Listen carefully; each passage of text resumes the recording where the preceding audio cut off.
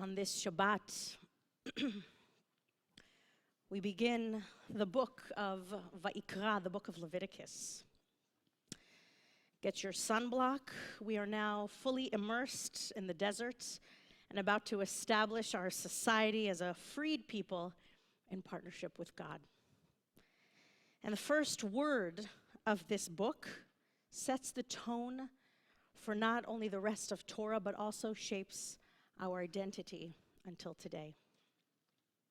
And before I proceed, I got the hand mark. If there are any kids at this time and you decide how you want to define kid, who would like to go with our younger kids' activities in the other room, please feel free to do so now. No, you're a teenager. You can't. You got to stay here. Sorry, you're like ready to go to college. What are you talking about? Stacy is in the back. Maida, also not okay. You have to stay here. Sorry. Back to Leviticus. It's an important book. It shapes our identity then and now. And the first sentence of this book, in this Torah portion, reads, Va'ikra el Moshe, Vaidaber Adonai elav mohel moed. Adonai called to Moses and spoke to him from the tent of meeting. And the first word, Va'ikra, meaning God called out, when you look at the last letter of the first word, this Aleph over here, remember we read this way in Hebrew, the Aleph appears to be much smaller than the rest of the letters in Torah. Why would the Aleph at this end of the word be any different when especially the Aleph in the next preceding word is a normal size? Why is it different? And of course, you know, our sages had a field day with this one. Variations like this are what make our tradition so rich in a tapestry of interpretation that are provided to help us explain this and other phenomenon. The Baal Turim, who is a medieval scholar, suggested that the small aleph points to Moses' humility, teaching us an ethical lesson.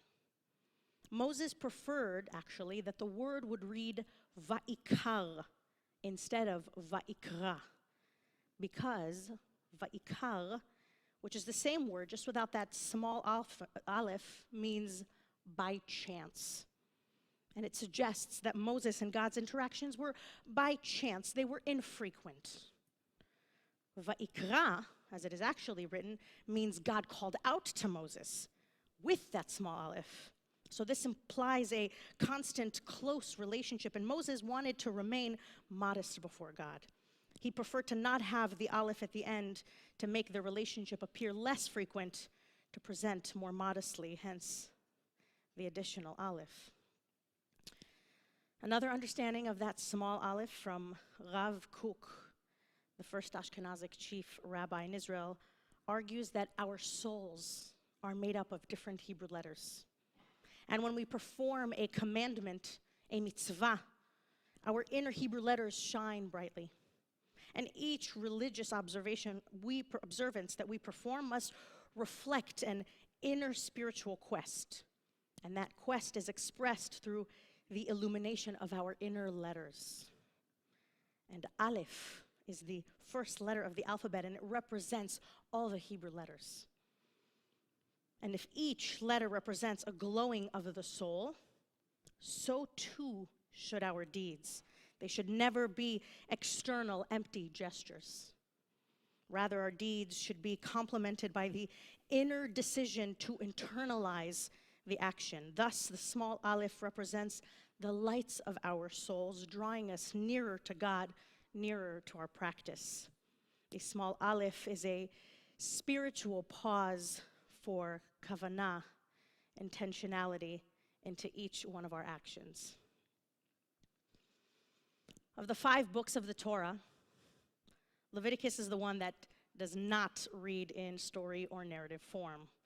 It reads more like a chronicle or list of laws with meticulous detail. We receive instructions from God, disseminated through Moses, about how we must perform our mitzvot in the Mishkan, the dwelling place, as led by our priests.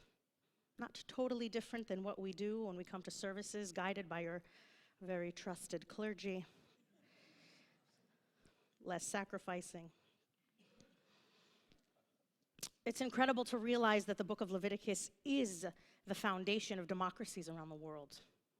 Our founding fathers in America, our incredible legal system in Leviticus, based their legal system in Leviticus, and other later commentaries like Mishnah, Talmud, and Jewish writings. And while global democracy is based on the Torah, it does not mean Torah and our understanding of democracy are one and the same. There are disparities, different understandings of certain laws, different circumstances, outcomes, and consequences. Torah and our modern legal system are an example between universalism and particularism. I'll explain, don't panic. Universalism is the belief that ideas and practices can be applied everywhere without modification, while particularism is the belief that circumstances dictate how ideas and practices should be applied. Universalism is a broad idea that can be applied to many, while particularism is one that is more focused on a particular group. I'm going to offer an extreme example here. Just because we all agree that murder is bad, it doesn't mean we're all Jewish. Extreme. It appears in Torah and it appears in our legal system, but our understandings are very different, and the way that the law is discussed is varied. I offer this idea to you this evening because our Western world transformed much of human civilization from a culture of particularism, tribalism, nationalism, religion, to a culture of universalism, in which there is a universalistic idea, and it dominates and sees particularism as inferior, trying to paint our society as one and the same. We are all the same. And I often hear people say all faiths share the same human values. In theory, it's a lovely notion because it helps us bridge differences among people and find commonality in order to create goodness in the world. That's beautiful. But when we believe that all faiths offer the same conduit, the same rituals or ceremonies to spiritual practice, we actually end up diminishing all practices. Confirmation in the Reform movement is not the same thing as confirmation in the Catholic Church, nor is it the same thing as a quinceañera. My Honduras family likes that. These are all rites of passage for young people and provide an opportunity to make meaning. But when we don't value the differences, we end up washing away parts of our identity that are the most important, that are different. Let's take a more maybe relatable, particularistic example. I was once speaking to a friend about the differences between Ashkenazi and Sephardic. As many of you know, I grew up Moroccan, Tunisian, and I shared with her that there are many colors and traditions and rituals in Judaism, to which she responded, well, we all eat bagels and lox, am I right?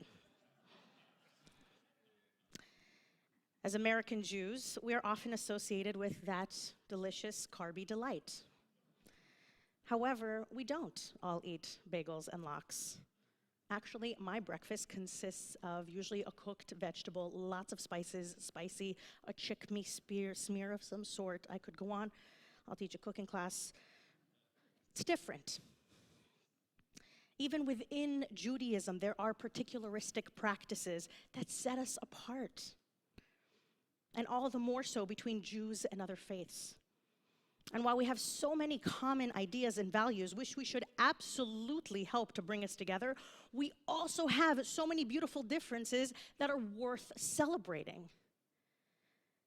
The late and great Rabbi David Ellenson reminds us that in Genesis 15, God established a covenant with Abraham and his descendants, the Jewish people. This particularistic covenant was carried forth over the generations and confirmed by the Jewish people as Sinai as a whole. This covenant assigns the people of Israel a special relationship to God. But before that, God also establishes a covenant with Noah and the whole people of the earth. Noah, not Jewish. There's a time to rejoice specificities that don't apply to everyone. Hillel often states that passage from Pirkei Avot, if I am not for myself, who will be for me? And then he immediately adds, but if I am only for myself alone, what am I? Our text reminds us that being particularly Jewish means something. It does not denote that we are better or superior. It just means we are Jewish and should observe being Jewish. The brilliant and late Rabbi Jonathan Sachs, said that Judaism teaches the progression from the universal to the particular. The Torah begins with God creating a covenant with all humanity, Noah, then singles out the Jewish people as different, not because of moral superiority, but in order to teach humanity the dignity of difference. According to author Joshua Hoffman, when we honor particularisms, we allow ourselves to compare and contrast, and innovation comes from differing preferences, from improving the assortment or adding to whatever already exists, from serving various communities and audiences which have specific, often dissimilar needs, wants, and aspirations. What's more, he adds, is that a culture of particularism promotes progress. It promotes progress, whereas a culture of universalism provokes groupthink, in which members of a group prioritize unanimity over more realistically appraising a given situation. Had the Jews surrendered to Pharaoh and ancient Egypt's groupthink of slave labor, for instance, the Jewish commandment of Shabbat, our day of rest, would have been lost. Instead, we gained this unique gift of Shabbat and so many others. To bring it to our modern world today, we see how groupthink can shape the minds of many, especially those who are ignorant. It feels nice to be part of a group, but not at whatever cost. And people who are not associated in the Jewish community are very quick to define who we are and what we are not. We're all white, we're colonizers, we control Hollywood, control the world. I don't need to go on, you all know these stories. We need to proudly reclaim what it is to be Jewish and be particular about it.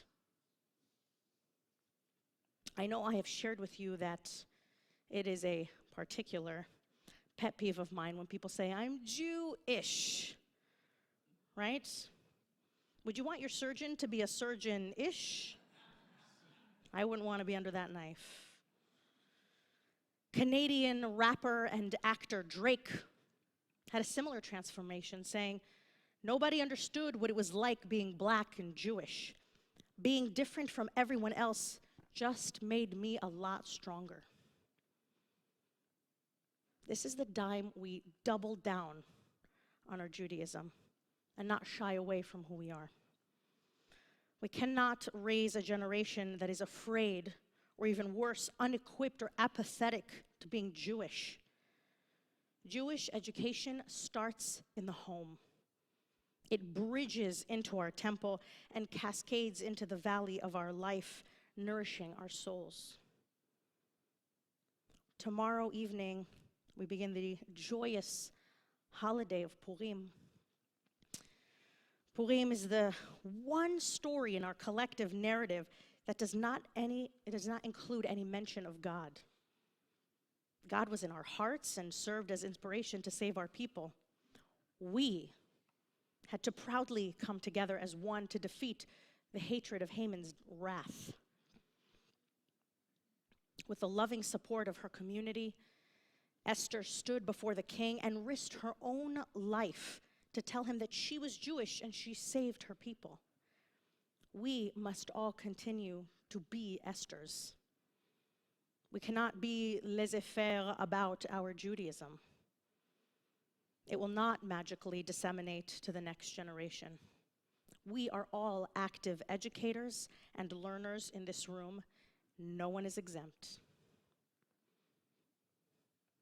As Jews, we kept the particularistic feature of reading Hebrew when we approach Torah.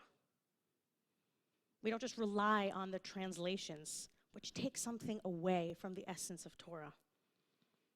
Had we given up on the Hebrew, we would have missed out on finding meaning in that little aleph. The evocative expression of our Judaism even comes from a tiny letter, one letter. And that is just one way that we get to be Jewish. And I look forward in the coming months and years to continue to grapple with all of our little alephs together. Shabbat Shalom.